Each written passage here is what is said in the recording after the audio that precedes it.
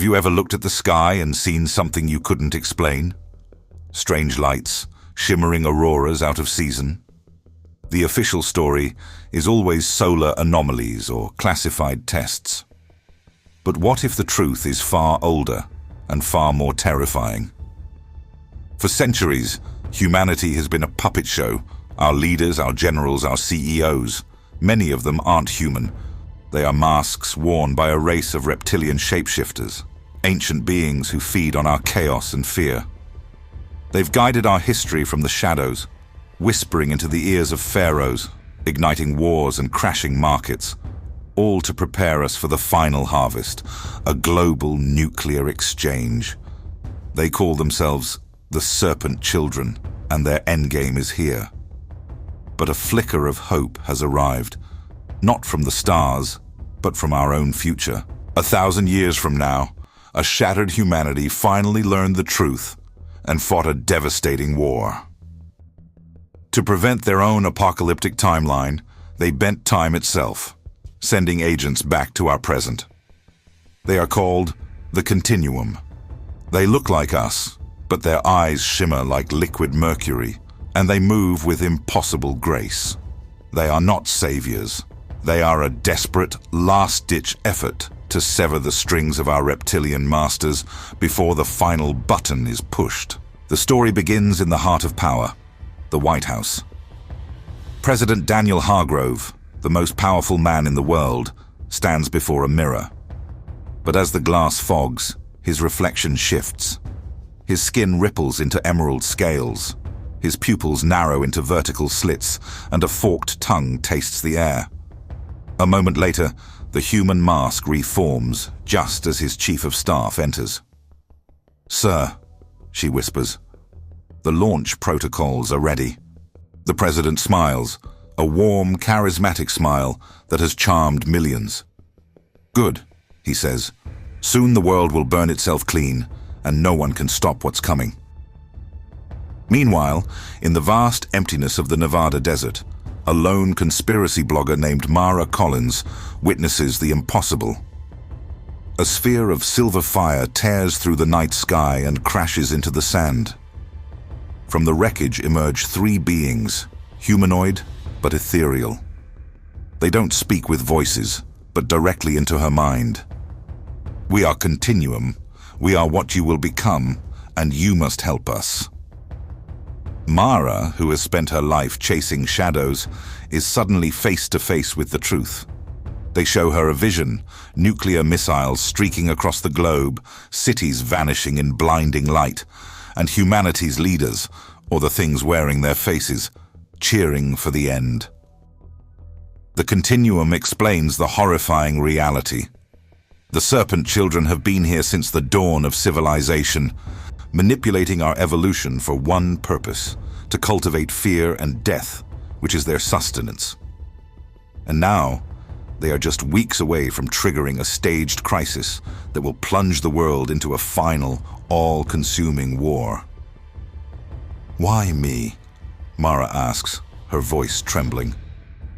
The lead Continuum's silver eyes lock onto hers. "Because you already suspected the truth, and because to alter history, we must align with those who still believe in it."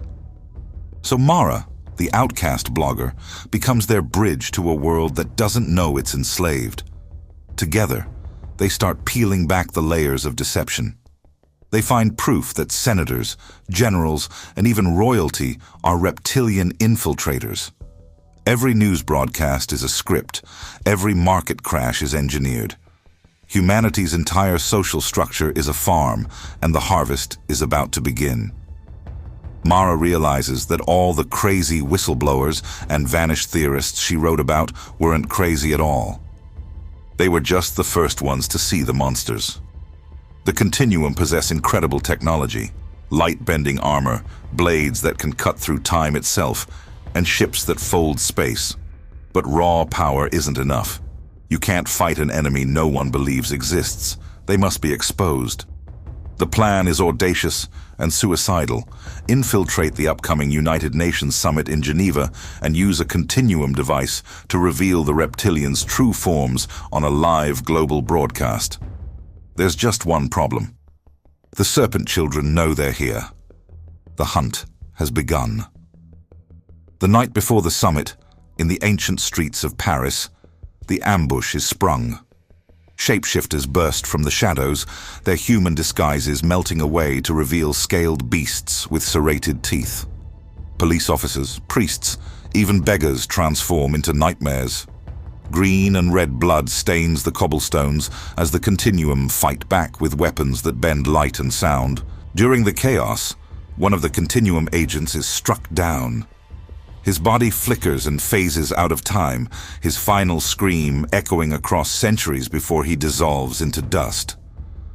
They exist only because this timeline holds, the leader explains, his voice cold with loss. If we fail, none of us will have ever existed. Barely escaping, they retreat to a safe house. The leader pulls out an oval device that glows with an iridescent light, and in a flash, they are gone.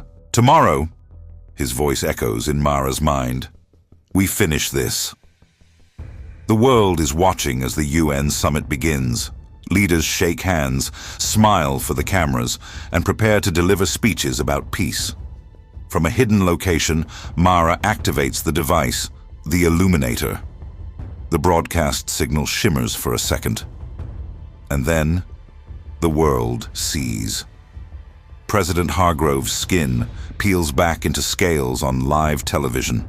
The Prime Minister's jaw unhinges into a predator's maw. Gasps of horror ripple through the audience as millions of screens display the unbelievable truth. Humanity finally sees its masters. Chaos erupts. The exposed reptilians drop their disguises and lunge, their howls of rage echoing through the chamber. But in the pandemonium, one clawed hand slams the big red button. On monitors around the world, they see it. Nuclear missiles are in the air. The final harvest has begun. The Continuum leader turns to Mara, his face grim. History is now fixed, unless it is broken. We can only rewrite it by erasure. He hands her a small, pulsing device, a temporal disruptor. If you detonate this in their command nexus, their entire species will be cut from the timeline. They will have never existed, but the blast, you will not survive.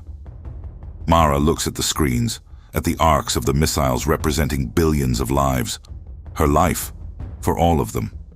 She doesn't hesitate, fighting her way through the Reptilian command center beneath the UN building, bleeding and burned. She clutches the disruptor. "Go to hell, lizard," she whispers. And then, a universe of white light swallows everything. Mara wakes up in her apartment. The sun is shining. The news is on. But it's different. President Hargrove is giving a speech about global peace and signing nuclear disarmament treaties.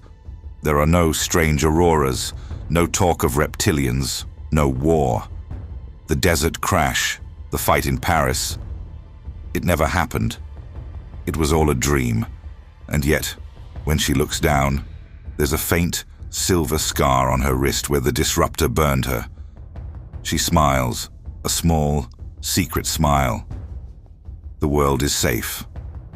For now, high above the earth, unseen and undetected, a single silver ship hangs silently in the void, watching, waiting. Thanks for watching our story. If you enjoyed this journey into the shadows, don't forget to hit that like button, subscribe to our channel, and ring the bell so you never miss an adventure. Email me at don'tdrinkthat25@gmail.com and submit your short stories to be read on my podcast, Don't Drink That. Listen to it wherever you get your podcasts. Let us know in the comments what you think really happened to Mara. Until next time, keep looking up, stay safe, and remember, don't drink that.